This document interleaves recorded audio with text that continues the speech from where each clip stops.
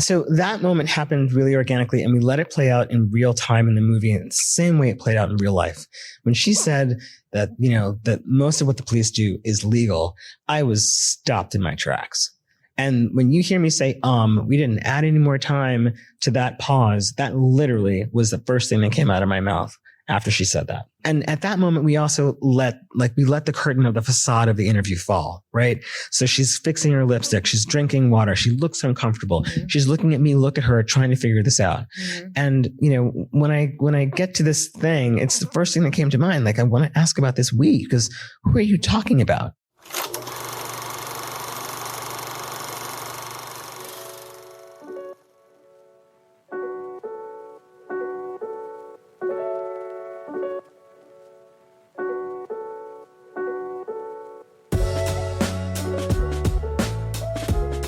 Hello, and welcome back to The Director's Cut, brought to you by the Directors Guild of America. In this episode, a critical look at the American police system is undertaken in director Yance Ford's documentary, Power. Screened as part of the DGA's documentary series, the film investigates the American policing system, which has exploded in scope and scale over hundreds of years. Driven to contain threats to social order, it can now be described by one word: power. In addition to Power, Ford's other directorial credits include the documentary features Strong Island and The Color of Care, episodes of the television documentary series Trial by Media and Work in Progress, and episodes of the documentary miniseries Pride and The Me You Can't See. Following the documentary series screening of the film at the DGA Theater in New York, Ford spoke with Director Kristi Jacobson about filming Power. Listen on for their conversation.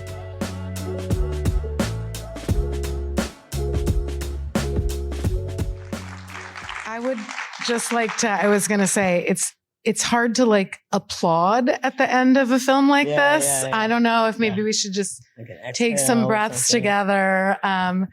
I'm not someone who typically meditates, so this is hard for me. But I do think just a moment to take it in. And it's a real honor, I have to say, to be here. Thank you, my friend. To sit with you. Yeah. And to share with you all, and to talk about the beautiful craft, the immense passion and heart, and the almost cruelly relevant subject matter in the moment that we are sitting here talking about this film. So thank you for creating it, and thank you for the team who created it with you. Incredible partners. Starting in development with Story Syndicate and then moving into production with Multitude Films. Just incredibly dedicated people from start to finish that I'm really lucky to have worked with. So I remember when you began embarking on this project in 2020.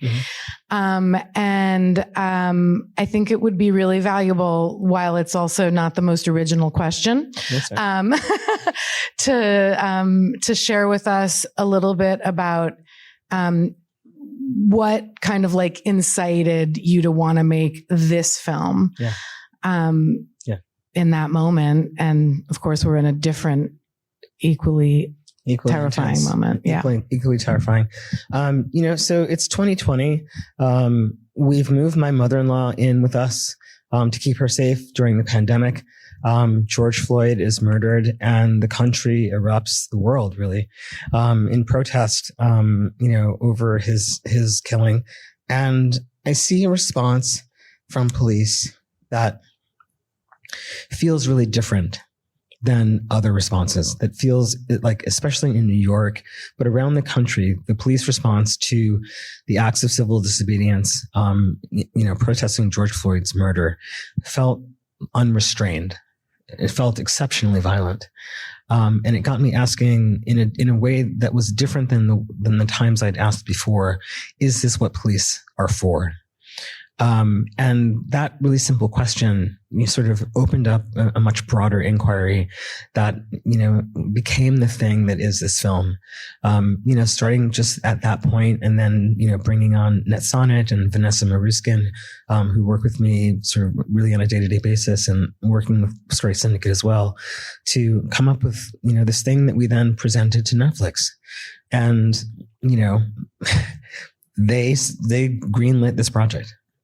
Much to their credit and out of immense, gratitude from all of us. Lisa Nishimura and her team, said yes. And, very soon after that, we were off and running. And, I could not have imagined the film coming into the world and launching tomorrow, in, this particular moment with all of its, echoes of history. And, but here we are. And it's kind of intense, but I'm glad that the film is going to be part of this conversation because I really want it to be. Yeah. Yeah. You can't write about this film or talk about this film, without, it today. Yeah. Right. Without seeing, feeling the weight of history, upon us. And, I watched it for the second time tonight and just the sequence around, well, there's so much, but the sequence around the presidents, one after the other, after the other, after the other, and regardless of party. Yep. And then ultimately arriving at like the enemy within and, all of this, it just really resonated today. Yeah. I mean, that also is one of the things that I'm glad that we can see, because it kind of answers or puts to rest this question of whether or not defund the police is something that has ever actually happened on the federal level, which is, hundreds of billions of dollars since LBJ. The police have not ever seen a reduction in funding. They've only ever seen increases in funding, increases in training, increases in material, equipment. And so, the budgets of states and towns and cities are another thing, right? And there's 18,000 departments, but from the federal level, it's only ever been a steady upward climb. Right. And so we should all be like sort of in this back and forth about defund or whatever. We should all be pretty secure in the fact that the police have never been defunded. Right. And I think also like one of the great values of a feature film made by an artist like yourself is that like when you're in the moment, like you have the moment and there might be a film about this particular, for example, stop and frisk, a critically important, moment that you highlight and that, there have been films made about. Yeah. But when you guys really dig in on that and then are able to crunch the numbers, yeah, and bring that to an audience's attention. I want to talk about like the reimagining and the defunding. But before we do that, I want to talk a little bit about the craft. And there's like three things I really want to ask you that I hope you all will appreciate. That's my goal. And one is that I studied sociology and like systems, systemic, the broken systems and systemic issues in this country are something I obsess about. And there was a whole bunch of footage that was new. There was a whole bunch of really upsetting footage that sadly wasn't new to me. Right. And then there was all this new footage, and especially the footage that you seem to have unearthed from the 1800s. Like, can you talk a little bit about that archival process? Because, Sure. We're just in a time where like some films can be made entirely archivally, and it's just like, Right. it's such a special part of this this film. Yeah, the archival work around this film was really special. Our archivist, Jillian Bergman, and I, we started working together much earlier than archivists usually start working on a film. I didn't want to bring her in when we had a fine cut or a rough cut and say, okay, here are the holes we need to plug. She came to my office like everyone else and looked at, maybe 100 cards on the wall with themes, questions, periods of time, individuals, names of books, names of scholars, etc. And I said to her, I really want you to use your imagination when looking for archival material to match these ideas. Like, I don't want you to think that you need to do a literal one-for-one match of this theme and a particular image. I really want you to, kind of spread your wings into the creative aspect of this film and understand that what we are doing is we're using archival material from the past to stand in for the present, and we're also using it as analogy, right? And in that way, I feel like I freed Jillian to create this massive collection of material that we went through. And it was like when I wasn't in the edit with Ian, I was going through archival clips. Like, that's literally all we did was write, edit, and go through archival clips.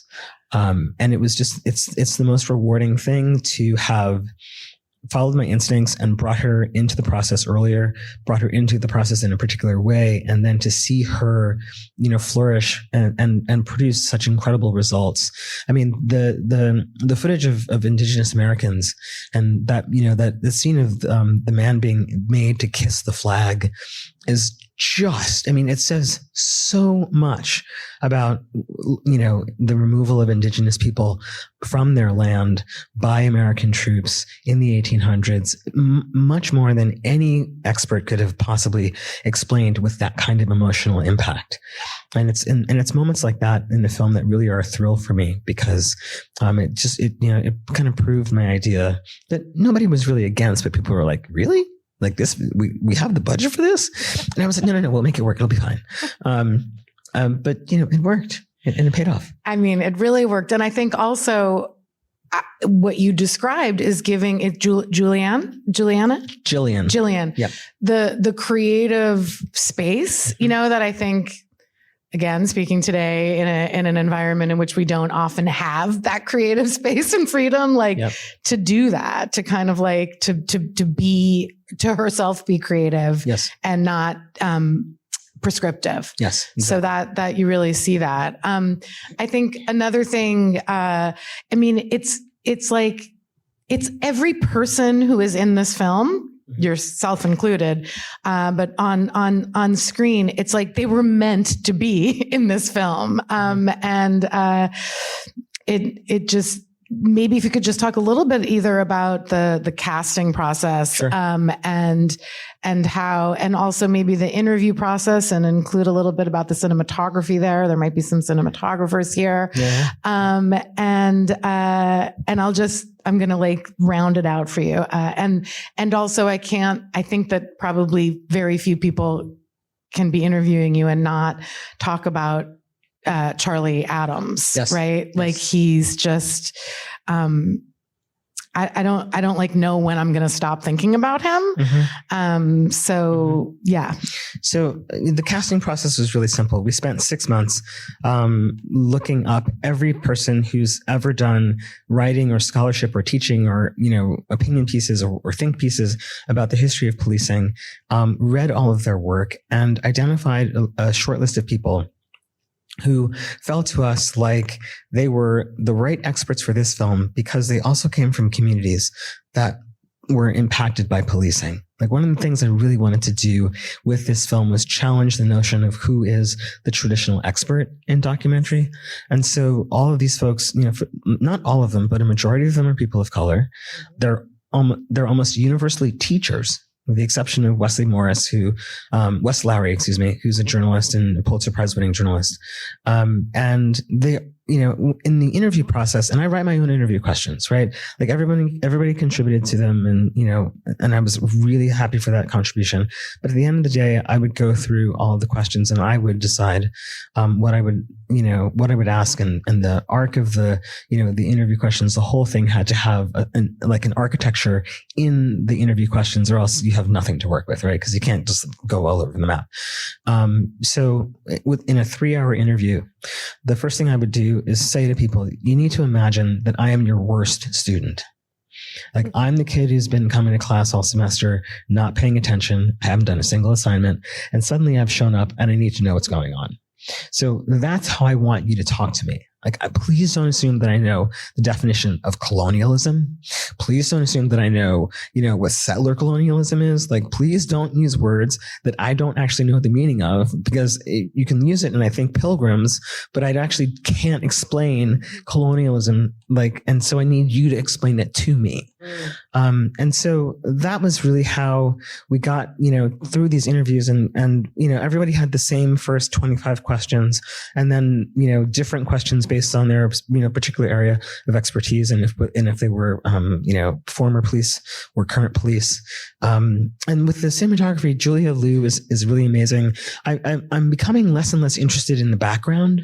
Mm-hmm. Right. I'm becoming more and more interested in something that Nancy Bursky was doing as she moved through her films. I'm becoming just more and more interested in the face. Mm-hmm. Right. Mm-hmm. And so we use these panels that you can buy at Home Depot to build greenhouses, and they reflect and refract light really wonderfully. And they're super cheap. Right. So we got 6 or 8 of them, and you can see, because we pull down the curtain of the interview magic. Right. And we just let certain parts of it be completely transparent. Yeah. And that for me worked well. It's like everybody got their own color palette, and it worked, and it was inexpensive.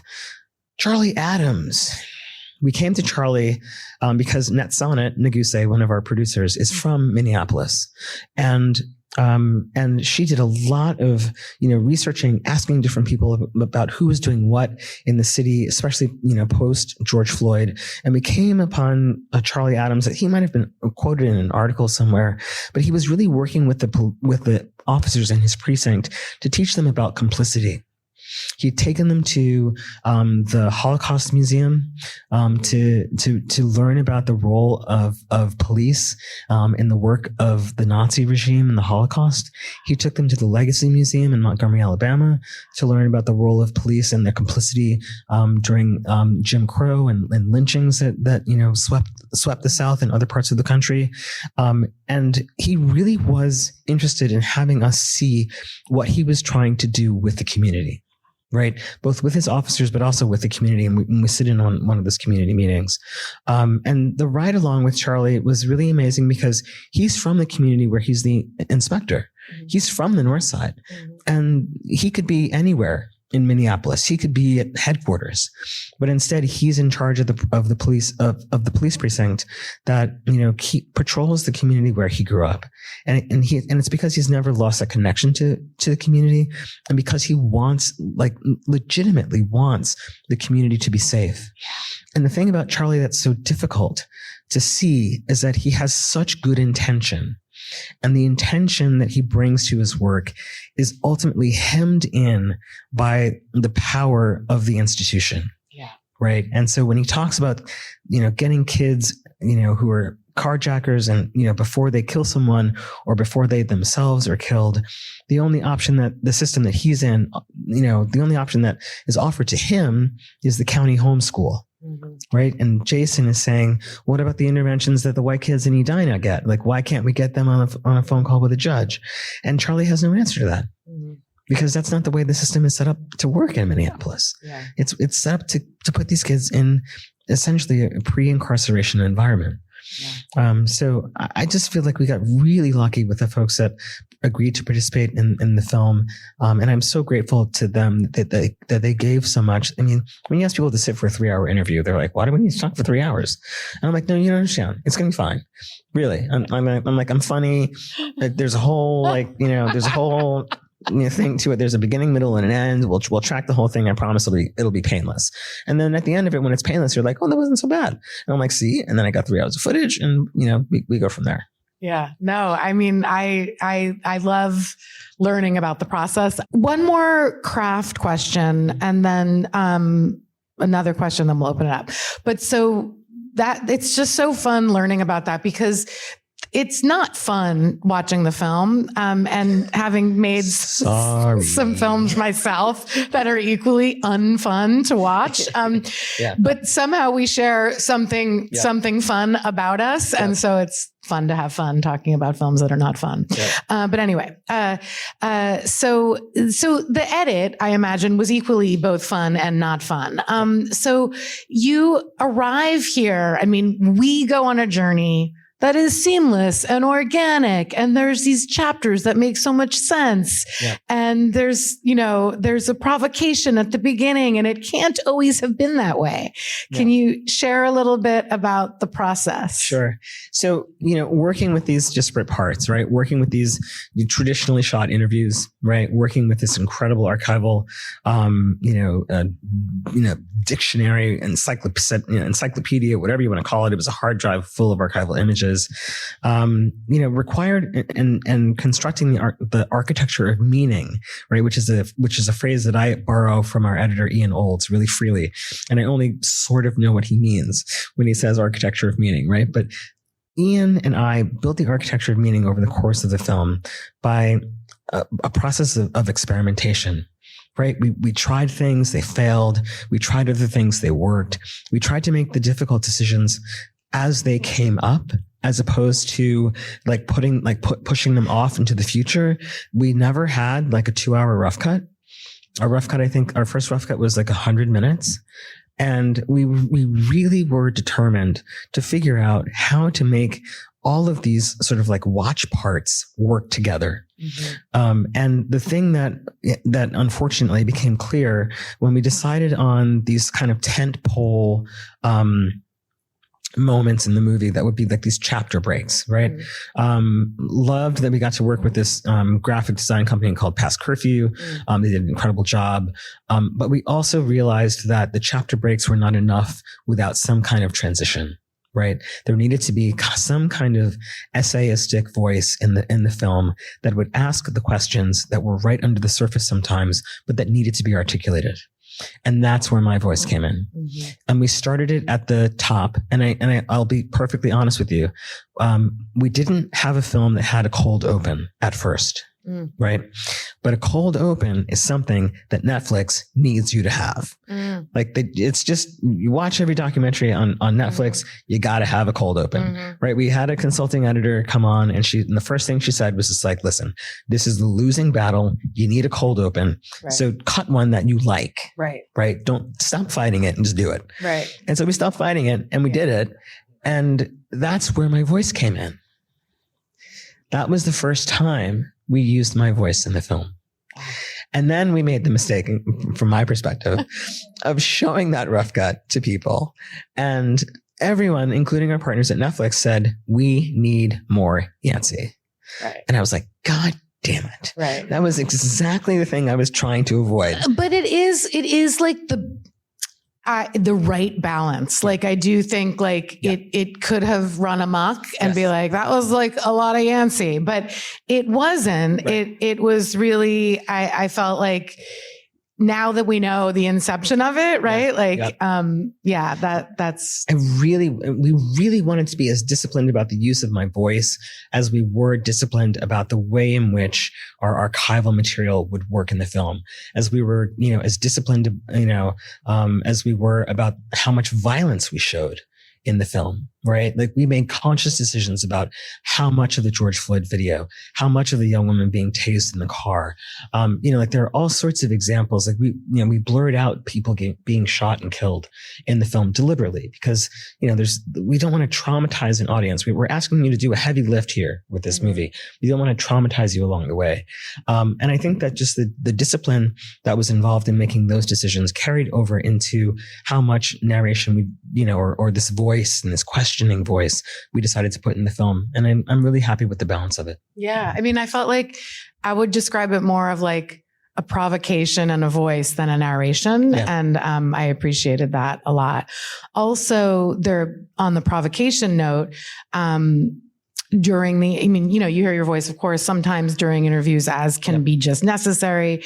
In the case of when you were interviewing Kristi Lopez. Yeah. Yep. And I think, you mentioned your intentionality in terms of the people that you interviewed being often almost always from communities who are also experiencing oppression from police. Yep. And as a white woman, I really appreciated your pushing on that question of how can we be sitting here and you're saying we and we're not we. Right. So I just wanted to ask about what went into did you know in that moment, or was it discovered later? It didn't feel like a gotcha, right? It was just so valuable because there's lots of people in this room, most of them white, who will also be watching this film as well as people of color. And so that moment happened really organically, and we let it play out in real time in the movie in the same way it played out in real life. When she said that, that most of what the police do is legal, I was stopped in my tracks. And when you hear me say, we didn't add any more time to that pause, that literally was the first thing that came out of my mouth after she said that. Yeah. And at that moment, we also let the curtain of the facade of the interview fall, right? So she's fixing her lipstick. She's drinking water. She looks uncomfortable. Mm-hmm. She's looking at me, look at her, trying to figure this out. Mm-hmm. And, when I get to this thing, it's the first thing that came to mind. Like, I want to ask about this we, because who are you talking about? Right. Because it's, and I said, I made the joke, right? Yeah. Like, I'm not part of this. I don't want the police to do that. Right. And obviously, Kristi Lopez is a brilliant woman. She oversaw the consent decree in Ferguson, Missouri, after the death of Mike Brown. So she knows who the we is, and she told us who the we was. It's this whole system of prosecutors and judges and lawyers and legislators and police and police unions and police foundations. That's the we that she was referring to. But I wanted to leave that question hanging in the air because it's an important provocation for the audience to think about, right? Yeah. And as is the fact that what you're looking at throughout the course of the movie, with the exception of, I think, one shooting and the woman who shot the young man in the car, and then sort of broke down. Everything else is legal. No one else went to jail for any of that, except for that woman and Derek Chauvin. Right. And I wanted people to be able to sit with this legality of it. Yeah. And for me, that was a really important moment. And also a moment where we're like, okay, let's just let it run. Yeah, no, I appreciated that, like, as a film lover and also as someone who appreciates not being let off the hook. I like that there wasn't an immediate answer and some relief or something, because there shouldn't be. Yeah.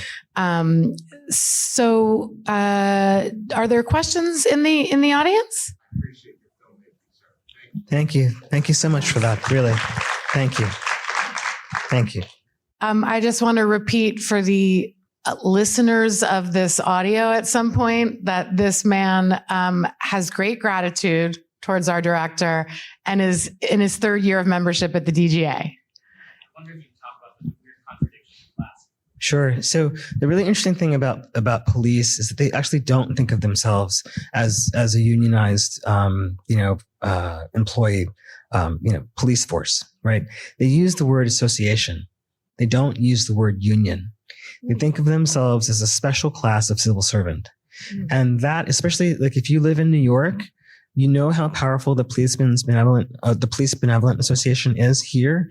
You remember the riot that they held outside of City Hall in the 90s, led by Rudy Giuliani when David Dinkins was mayor. That was over the creation of the Civilian Complaint Review Board. Police don't see themselves as part of this tradition of union struggle. They see themselves as outside of unions, as outside of organized labor. And as such, they're able to crack down on union, protests. They're able to crack down on unions in the early 19th century. That's how they were formed, as outside of, the struggles of the working class. And that, frankly, is where they remain today. The ray of hope. Just repeat that for the listeners that aren't here. So she was just asking about whether there's, I guess, what are the positives? Where are the positives where there's change happening? Mm. And I'll just add to that also, if you could talk a little bit about, because you made a film that if it were to reach billions of people, could be a part of that change. And I know that Multitude Films, who produced the film, has a long track record of impacting some change. As you know, it's always a slow road, but some change is better than no change. So can you share with us some of that? Sure. So I think it's important to know that one of the things that we see in policing, over, it's just basically its inception, is that there have been people on the outside of the institution who have been trying to say, this actually is not our definition of public safety. That this institution does not actually serve communities, and we would like to be the ones who decide what community safety means for our community, right? Those voices, like Jason in the film, you see, he's someone who's coming from the perspective of a community member. Those voices have been sidelined often, more than often, almost always. They've been sidelined or made to seem marginal, because reform, and there have been plenty of reform efforts, and we see that sort of the presidential montage does a few things in the film. It lays out funding, but it also corresponds to different initiatives in policing, right? So we come from generations of reform efforts that have always come from policing out to the community, but have rarely come from the community into the police. And until that shift is made, I think that what we're going to see, is this continued cycle of reform that, the film, I think, does a really good job of shedding a light on. Like, nothing is really changing. The institution is growing larger and larger. And until the folks who need a seat at the table are given a seat or make their own table, right? And we start letting them into the mainstream conversation, it will feel hopeless. But I think it's important to know that there are plenty of people doing work in their communities that are driven by hope, right? They're driven by optimism about the future and their ability to define public safety on their own terms. But you see the expansion of this institution in this movie, and you realize how much it's going to take, right? It's not just going to take the folks in those communities. It's going to take all of us deciding what we are going to demand of policing, right? You didn't end with that quote by accident. It wasn't an accident. Yep. And what about cause there's abolish prison movement. There's do you feel like do you see something from being in the depths of this, that's bigger, than just, we're talking about systems, right? Right. You can't not look at the carceral, the full, the prison system, and all these other, systems. Sure. So the thing about power that, that I'm really focused on is that it is, when it launches tomorrow on Netflix, it will become part of a body of films about policing that address the things that we don't address. Right. There's films that address the carceral, incarceration. There's films that address youth, like public school to pipeline, issues. There are lots of other films in the policing space, in the carceral state, which is just the mentality of punishment, coercion, violence, coercion, and control, and ultimately punishment, as opposed to alternatives that might, be offered to people who make mistakes when they're really young, or et cetera. So power becomes a part of this group of films that I think, when taken together, offer folks a way forward for those who are interested. You can find them. Many of them are on Netflix, right? And the fact that this film will be on Netflix, and that they have really supported our plan plans for a community engagement campaign. And I've been like going around the country saying, hey folks, you only need one login to show it to as many people as you want to, is remarkable, right? Like it's really like you need one login. And you can share this and watch it in community. And that's the thing that is so exciting for me as a filmmaker, but also what, it makes me enthusiastic about the outreach campaign is that this film is going to reach millions of people, and millions of people will be able to use it as a tool in their organizing. Yeah. So how long were you in post, and how many rounds of notes? So like how many weeks of edit? Is that kind of... So I know that we had scheduled 48 weeks of post, and that we went over by a few months. So we wound up being in post for 12 months, which is what the film needed. And it was time that we were given by our colleagues at Netflix. We would get to a point and be like, you know what? This isn't done. And they'd be like, hey, no, you know what? You're kind of right. So here's more, like, you need more time here. You get more time. And I lost track of how many rounds of notes, because it wasn't really, I mean, yes, there was a formal process, right? Of, okay, here's the cut, and there's going to be a week that goes by, and then we'll have a, phone call, and then we'll get the written notes, and then we'll all do our various machinations, once the Zoom call is over. It's really what it was like. But we had a relationship that more than anything else, working with Xana Lawrence and her team, was driven by honesty and an understanding that the process wasn't always going to be easy, but it was always going to be in service of the film. And even with the notes that I didn't like, right? Like, we need a cold open. It was ultimately in service of the film. Yeah. So I feel like we got really, really lucky, and we're really fortunate, to work with the folks who continue to take such good care of this movie as it goes out into the world. Yeah, I would say that, like, sitting here today, like, not only was it greenlit, it was greenlit in a moment in time. That's right. In which its green light isn't shocking, right? That's right. And it then was continued to be funded during a time in which things changed dramatically. Right. Yep. And it is now going out into the world in such a form that you are really proud and happy, and it's in its entirety. And that's something hopeful, on the filmmaking side of things, I think. I hope so.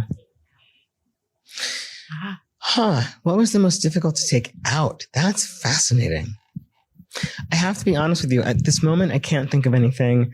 I'm sure that when I get home tonight, I'll think of a million things. But because I didn't attach myself to anything as an imperative for the film other than what was serving the storytelling, when we took things out, I was able to be like, okay, it's out. There was archival material that I loved that we couldn't afford. Mm-hmm. Right. But there was a plethora of other material to choose from. There were moments in, Nikhil's, explanation of different things where he just went on for too long. Like he's accustomed to having an audience, right? He's a great teacher of undergraduates because they're a rapt audience, and he's really good at what he does and knows his stuff. But there'd be some points where it'd be like, you know what, we got to cut this. Mm-hmm. It's going on for too long. I'd like to think that our discipline in being willing to admit that something needed to come out, even if we didn't want it to come out, is ultimately what served the film the most. Because it forced us to make the decisions that needed to be made, as opposed to the choices that we might have wanted to make that would have run counter to what the film needed. That's a really good takeaway for us, any who are filmmakers, including myself, in an edit, which I'm struggling in right now, to take with us back into our filmmaking worlds. Thank you so much, Yance. Thank you, Kristi. Thank you. And thank you all for coming. Thanks for listening to another DGA Q&A. The Director's Cut is available wherever you listen to podcasts. And please share, subscribe, rate, and review. We'd love to hear your feedback, and you can help fellow film buffs find the show. Thanks again for listening, and we'll see you next time. This podcast is produced by the Directors Guild of America.